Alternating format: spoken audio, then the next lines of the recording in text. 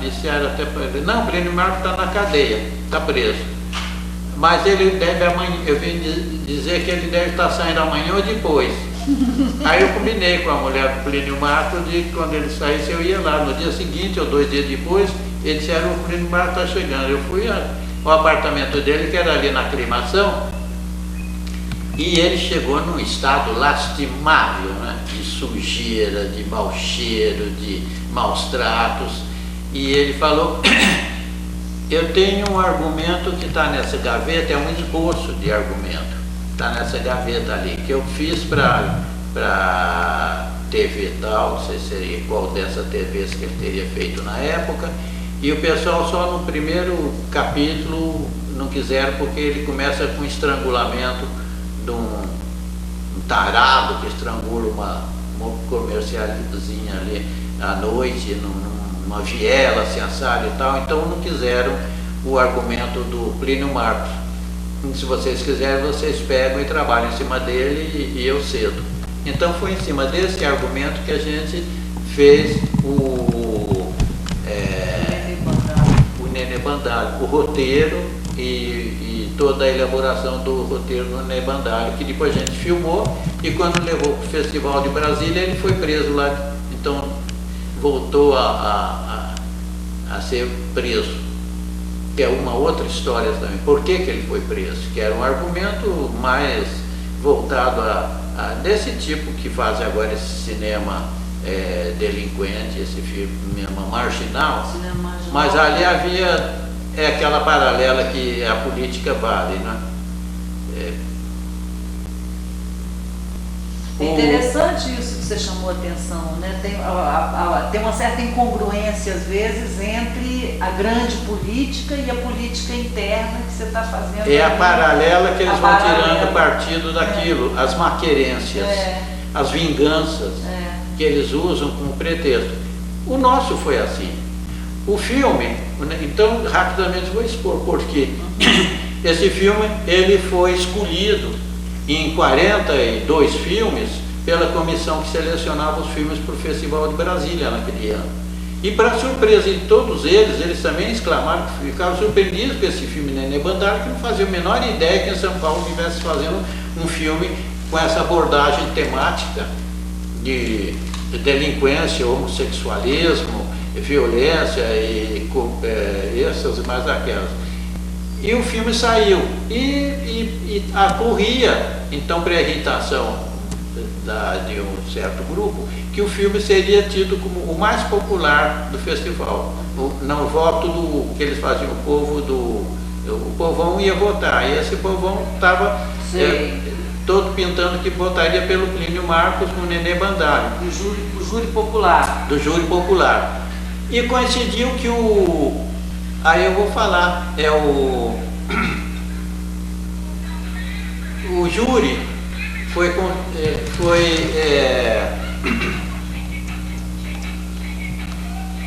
o júri, como é que chamava o jornalista, né? O júri. Do Festival de Brasília de 71. Aquele jornalista que me pegou lá, bom, um que era... Canepa era da polícia, né? Da censura. Não, o Canepa foi dos que fazia parte da polícia já. O Canepa tinha um general. O jornalista era Guido Mondim? Não, era um jornalista, era o... Eu tinha o nome dele agora, como falaram...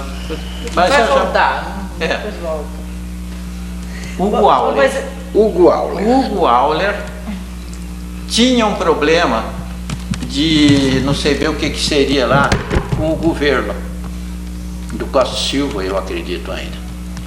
E ele foi colega do ministro da Justiça, na época, foi colega de universidade, Hugo Auler.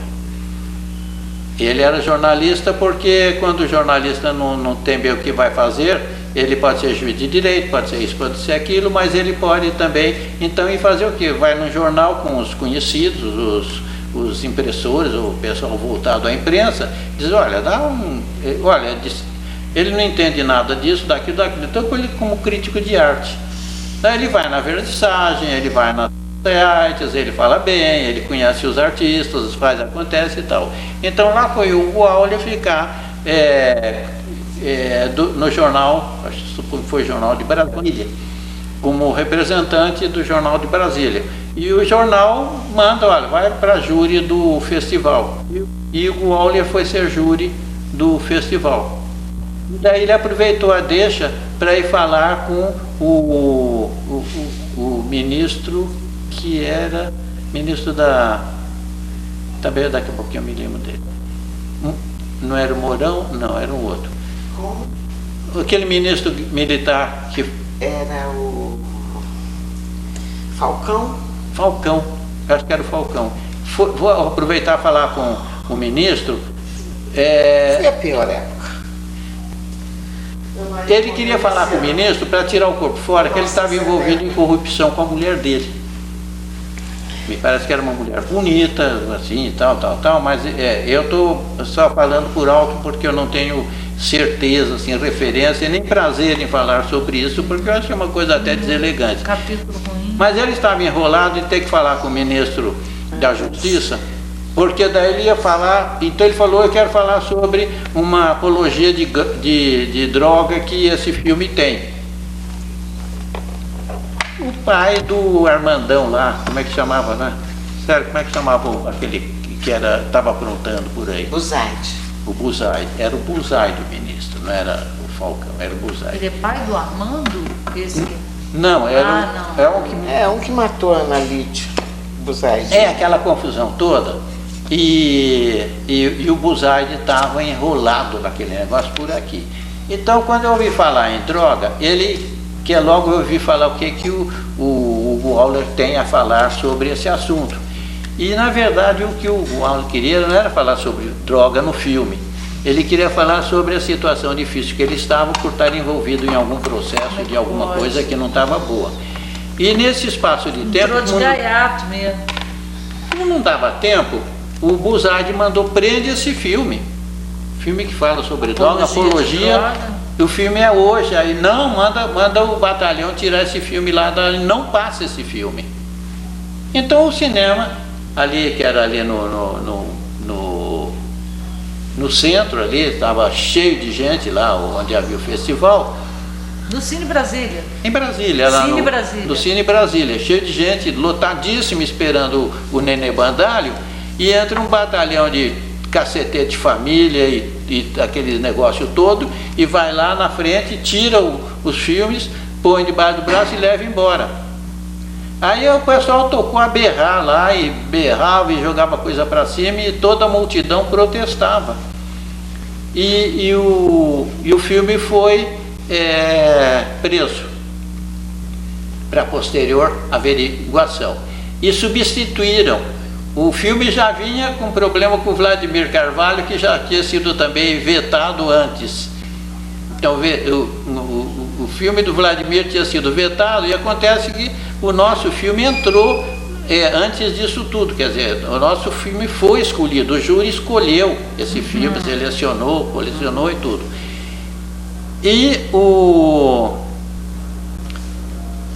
Vladimir devia ser com o País de São Saruê. Pois é, mas esse nem entrou. Esse nem entrou, se ficou de fora.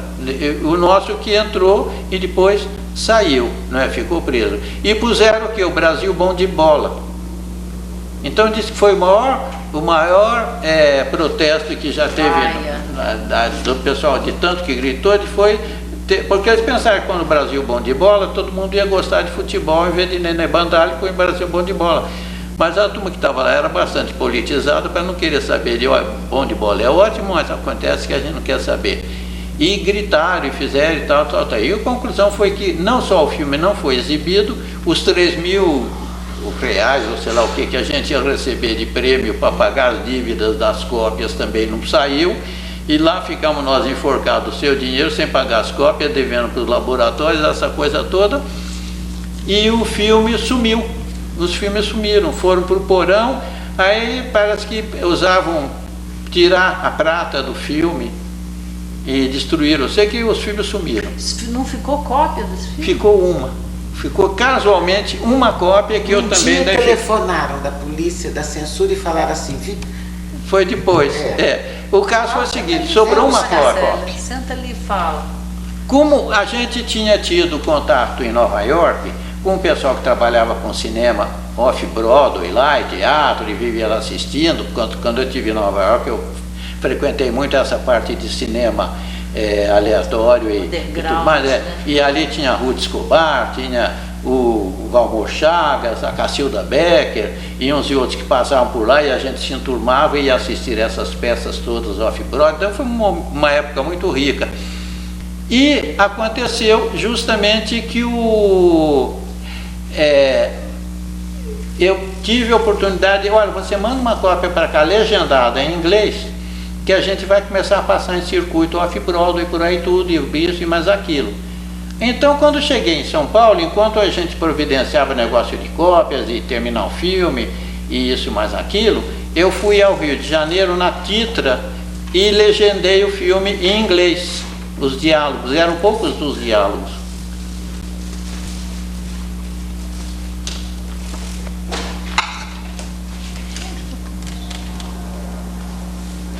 Então sobrou uma cópia legendada em inglês.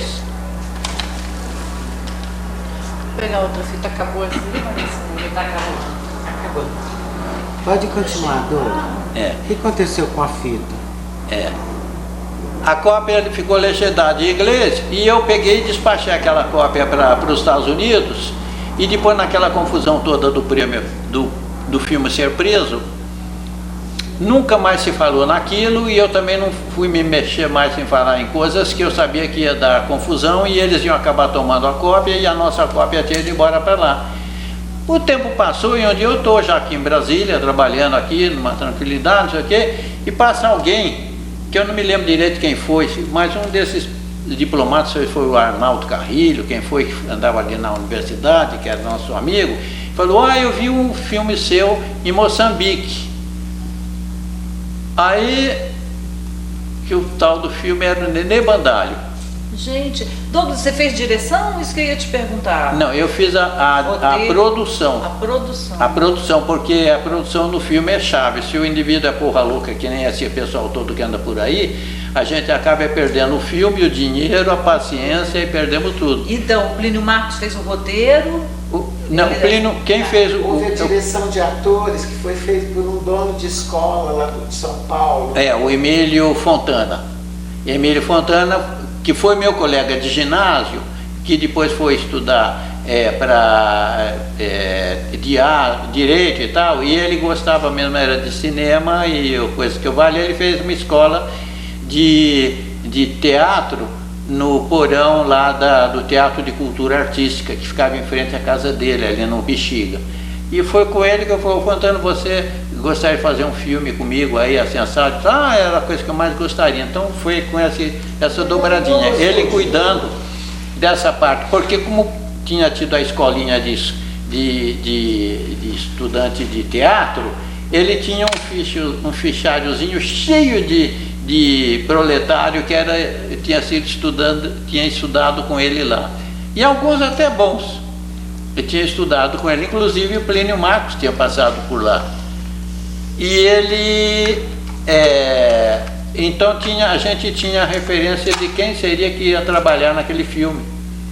Aparecia muito artista, assim, rapidamente, embora ele não parecia mais. Então a gente precisava de alguém, além do Nenê Bandalho, que era o Rodolfo, o Santiago, né? Rodrigo Santiago era o Nenê Bandalho. Sobre o Nenê Bandalho, terceira parte. E o filme, então, esse foi esse filme que sobrou. Quando eu soube que estava de Moçambique, fiquei de olho. Quando me disseram que passou o tempo e não ouvi falar mais nada dele, mas depois eu soube, porque eu estou cá também, a gente não está trabalhando, mas tem gente que às vezes está trabalhando por fora. Eu não me envolvo, mas espera aí, põe isso aqui no avião e manda para esse endereço aí. Não sei quem foi, não sei quem viu, eu sei que telefonou, olha, tem um volume da Varig em seu nome. Eu digo, mas aí tem. E quem é? Não sei, não diz, mas é para você passar lá que já está até pago. Aí eu fui para lá, um pacote, 8 rolos, né, de lata, e era o Nenê Bandalho com a legenda em inglês. Isso já foi em que ano, quando você recuperou? Que eu consegui isso? Essa cópia. Que aconteceu isso, porque isso voltava. Isso aconteceu que há pouco tempo. Depois que comecei a namorar o Douglas. Em 71, 82. em 71 o festival foi fechado. Então de 71 até... 71, 72, 73, 74, 75, ele só voltou em 76. Não, só voltou em 84.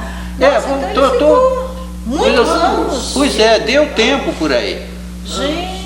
Eu não sei, então, alguém que 84, Maria Célia. Nossa, que nós fizemos uma exibição lá em São Paulo. Ah, pois é, a gente, daí eu consegui fazer. Lá no Miss. Mas foi, eu também não sou pessoa. Fazer ainda. Claro, é um longa ficção. Maravilhoso. Preto e branco. Podia. Deve ser um desses filmes, pelo que ele está falando, que inaugura um pouco essa temática do cinema marginal, da justamente foi. Foi justamente.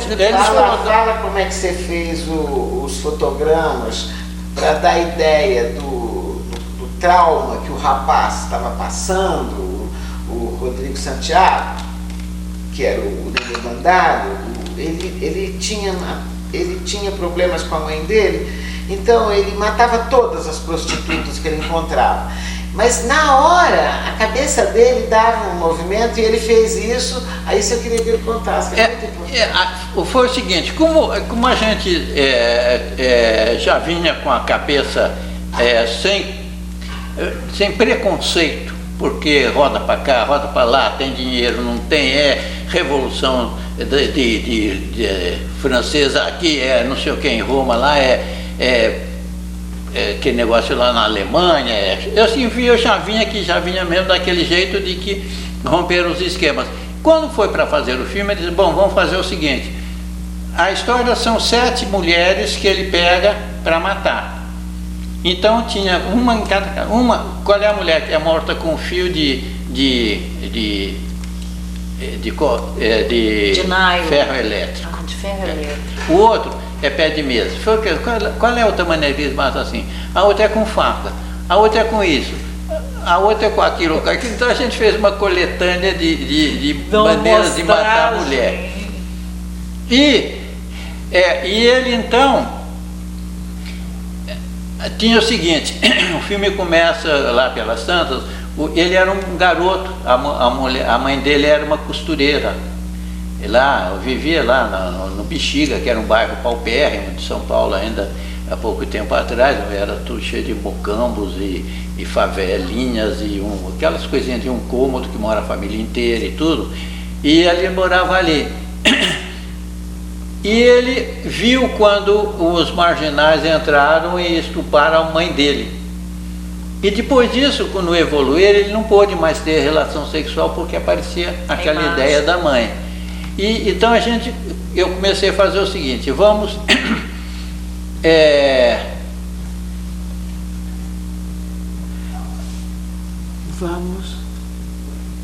fazer uma adaptação quando é a lembrança dele e quando é a realidade dele.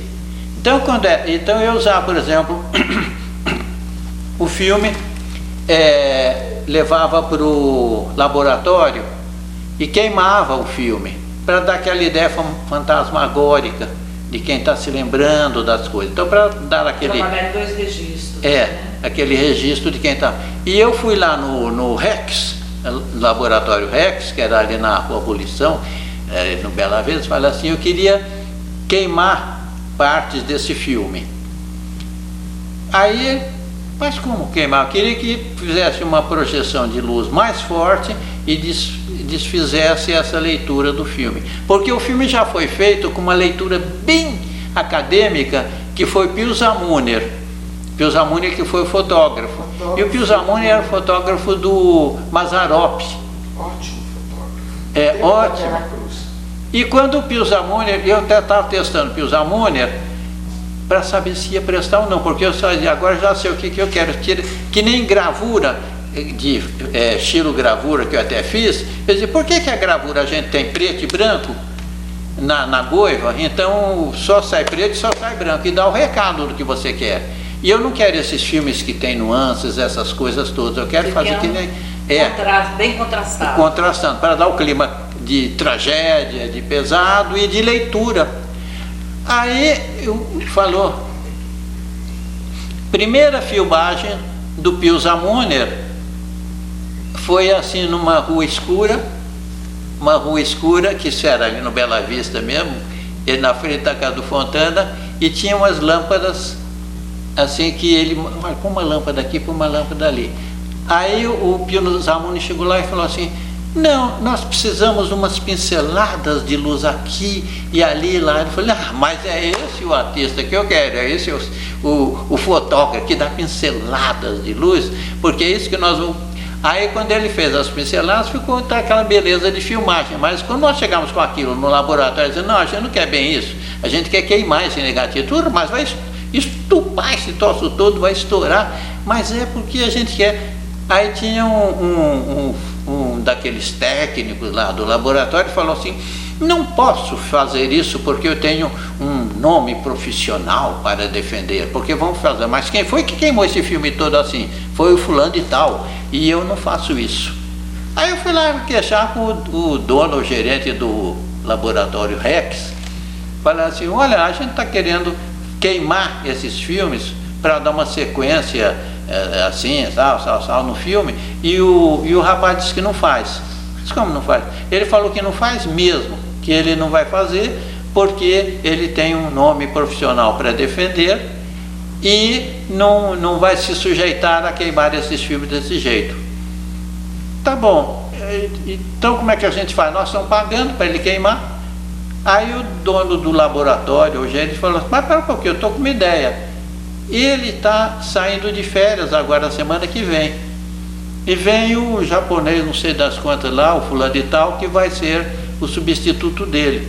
E eu acho que esse japonês conversa com ele, então, não vai perder tempo com esse outro. A gente foi lá e quando chegou na hora de trabalhar, o japonês falou, olha, a gente quer que você queime isso aqui com luz. Ele pegou pelo lá, não, ainda é pouco. Ah, é? É, queima mais. Aí ele voltava, queimava mais. Aí queima mais. Aí falou, mas isso vai ficar só preto e branco. Eu digo, pois queima. Ah, é, então tá. O japonês ficou com raiva que se queimou e deu o que a gente queria. Que ele fica bem o clima de que né, o cinza sumiu. O cinza sumiu. Ou era branco ou era preto. Então apareceu o vulto maconhado e lembrando dos dramas que ele ia passando, desse, daquele, tal.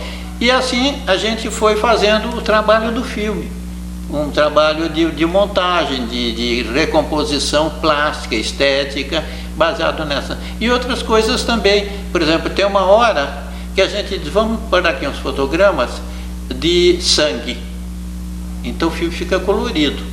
Então a gente manda fazer um colorido de um trechinho, é a hora que ele é esfaqueado, a hora que ele não sei o quê.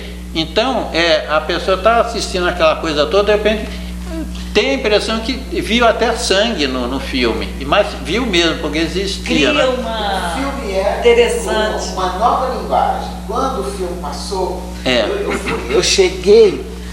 Você assistiu? Eu fui lá, eu vi assim, quando eu saí da 206 Sul, que eu fui encaminhando para o Cine Brasília, aí eu vi aquela porção de gente, polícia, tudo em volta do Cine Brasília, e aí me falaram, não vai passar o filme foi preso. Então, isso é muito importante para a história de Brasília, porque parou o festival. Durante anos nós ficamos sem festival. 5 anos. Muito mais. Não, ela está dizendo, pelo que ela está dizendo, o festival só voltou a funcionar normalmente em 84, com a redemocratização, né? E o filme ficou prejudicado, sumiu, perdeu. Foi daí que eu digo, olha, eu vou voltar à pintura mesmo, porque agora já tirei a zoeira de viagens e de coisas e vou voltar ao meu feijão com arroz que eu sempre gostei, que era a minha pintura. Deve ter sido muito rico esse período para você, né? De ver os museus, encontrar os artistas, conhecer pessoas, discutir ideias. Pois tudo isso é que a gente vai, às vezes, imperceptivelmente, e as coisas mais variadas, né? Que eu entrava numa coisa, numa outra, outra. Então... E aí entra para o UNB, porque aí você vai lá na Universidade de Brasília e eles convidam. Quer que eu vá pegar a fita e fazer introdução ou não precisa? Vai dar 5 minutos ainda, acho que dá. Continua, vem. Terminar com Brasília, pelo menos, né? Chegou na UNB, né? Do festival você já conheceu pessoas e... foi aí que eu digo, que eu lá indo lá para o meu ateliê, sossegado, à noite trabalhando e tentando fazer então uma coisa que foi uma continuação de uma elaboração que quando eu vim para cá foi justamente o que eu falei. Eu já estou com a cabeça tão cheia. A turma diz, mas você vai lá para aquele Brasília, vai largar o Rio de Janeiro, vai largar São Paulo, tem a Bienal aí, tem isso, tem aquilo, tem essas oportunidades de viagens e tudo, Festival da Bahia. Eu falei, olha, eu estou com a cabeça tão cheia de informação, porque eu não ficava, por exemplo, Museu Britânico, eu fiquei 4 dias lá dentro do Museu Britânico.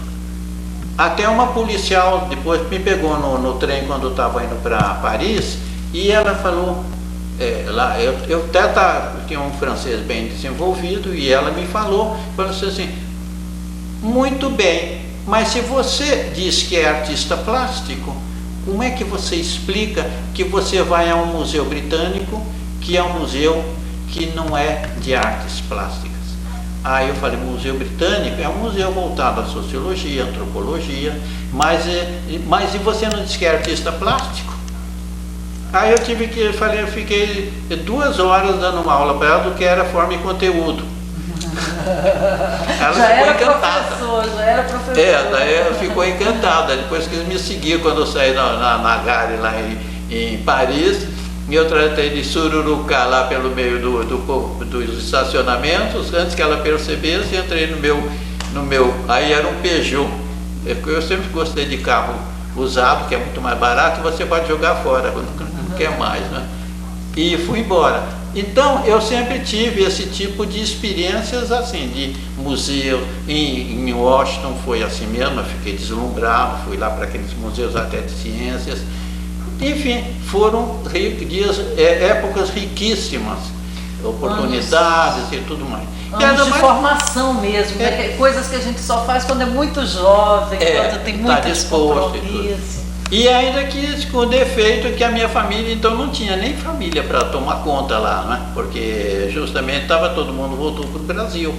Eles ficaram aqui e eu fiquei perambulando lá. E também não... Foram 2 anos assim, né? Pouco mais até. Até você se fixar mesmo foi com o UNB de novo, né? Foi. Então, não, eu já vi... Você falasse um pouquinho. Porque quando eu cheguei no Rio de Janeiro, eu estava bastante desambientado. Meus colegas, professores, tinham sido caçados e tinham sido expulsos. Estava uma situação muito difícil quando vem essa oportunidade de vir aqui para Brasília. Substituiu o Gastão. E eu vim bem assessorado, porque como